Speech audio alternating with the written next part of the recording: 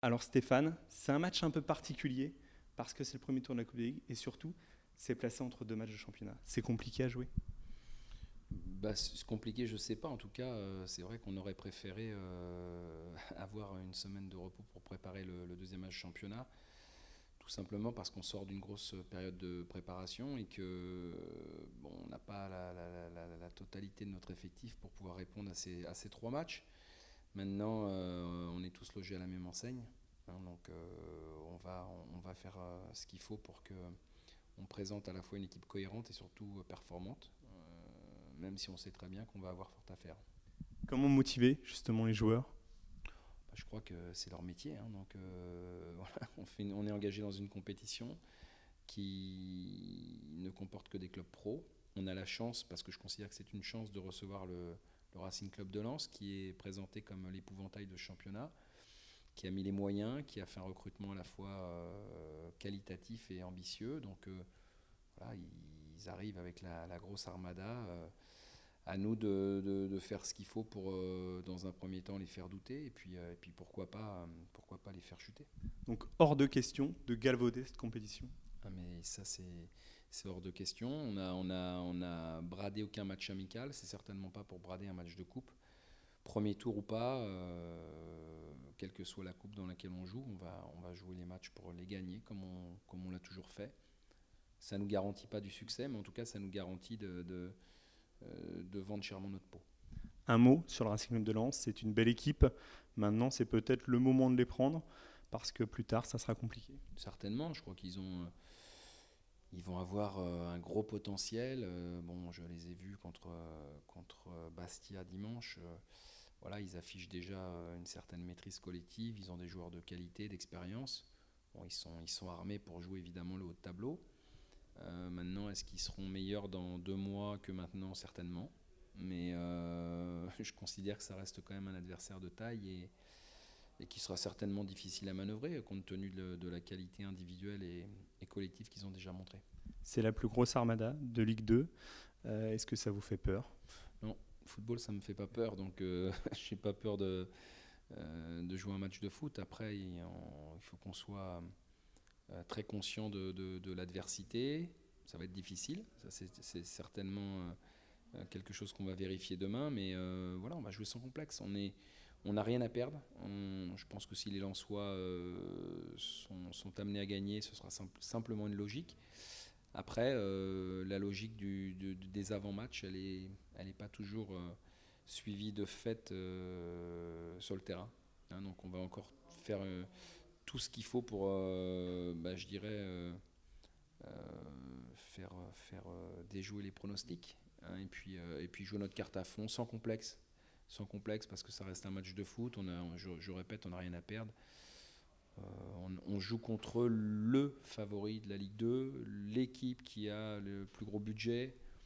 Bon, voilà, je considère que c'est une chance quelque part parce que on n'a rien à perdre et que à partir de là, la seule chose qui m'intéresse, c'est que l'équipe joue son va-tout, son football, sans arrière-pensée, et en espérant que ce sera suffisant. Le SCO a fait le plein de confiance, vraiment, depuis le départ, depuis la préparation. C'est facile de coacher le SCO, non? Bah, à la fin des matchs, quand on a gagné, oui, mais bon, non, il faut savoir. Non, non, il y a du travail de fait, hein. Les joueurs réalisent un gros boulot.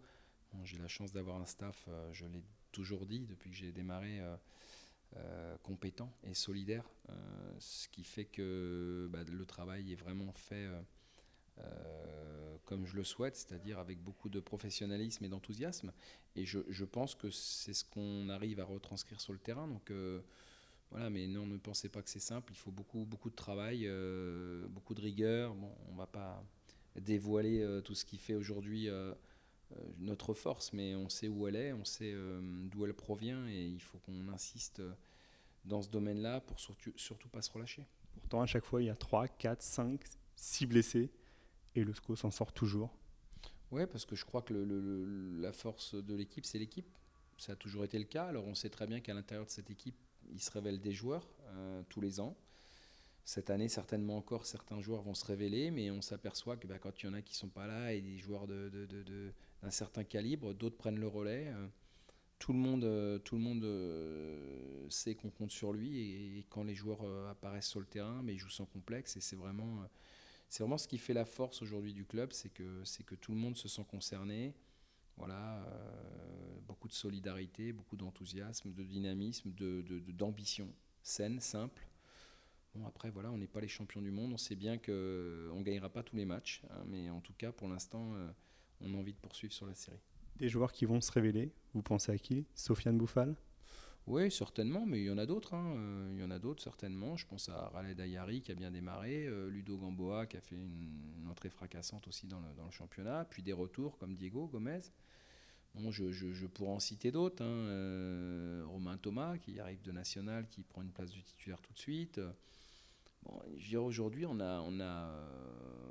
parle que des joueurs qui étaient au départ pas prévus pour démarrer. Et puis finalement, ils démarrent, ils sont bons. L'équipe joue bien, elle marque des buts, elle gagne. Bon, voilà, pour l'instant, tout va bien. Maintenant, je ne suis pas dupe. Je sais très bien que dans le foot, tout peut aller très vite dans un sens, mais aussi dans l'autre. Donc il faut être vigilant, garder cette rigueur, cette simplicité, cette humilité qui font notre force. Et puis après, voilà, il faut jouer les matchs pendant, parce qu'avant c'est trop tôt et après c'est trop tard. Donc il faut être présent au moment du match et jouer sans arrière-pensée, sans complexe. Un petit mot sur l'Arbi El Jadeiwi. Surpris de voir Arsenal s'intéresser à un joueur du SCO. C'est assez surprenant, entre guillemets, même si El Jadeiwi a fait une très très belle saison et le mérite. Oui, mais bon, faut pas oublier qu'il est international A à l'Arbi, donc c'est pas non plus un joueur qui sort de nulle part. Hein. Je dirais, il a aujourd'hui une carte d'identité qui fait que ouais, des clubs peuvent s'intéresser à lui. Alors c'est vrai que là, on tape dans le top 10 des clubs européens, donc ça c'est un peu, effectivement, ça paraît un petit peu extraordinaire. Mais voilà, le foot est fait de belles histoires comme ça. Alors j'espère que pour lui, ça se terminera bien, parce que c'est tout le mal que je lui souhaite. Hein. Il a œuvré pour le club l'an passé. Voilà, maintenant, si ça ne marche pas et qu'il devait rester avec nous, je ne serais pas fâché non plus. Mais pour vous, c'est quand même mieux d'être fixé. Oui, quoi qu'il arrive, il faut qu'on arrive à... Là, c'est vrai que le mercato d'été est long, à mon goût un peu trop long, parce que quand on a repris le championnat et qu'on sait que pendant encore un mois, on peut perdre des joueurs, bon, je trouve qu'à un moment donné, pour le travail des staffs, moi, je trouve que c'est un peu manquer de respect. Ça veut dire qu'on peut modifier encore, on travaille, et puis du jour au lendemain, un joueur peut partir. Donc moi, je trouve que pour que tout soit bien fait, il faudrait que le mercato s'arrête au moment où le championnat démarre. Comme ça, on démarre avec les joueurs qui sont présents et pas avec éventuellement 3 joueurs ou 4 joueurs qui seront plus là la semaine d'après, parce que ça ressemble plus à rien. Déjà, les joueurs jouent un championnat dans lequel ils vont plus évoluer 15 jours ou 3 semaines après, donc ça tronque le championnat.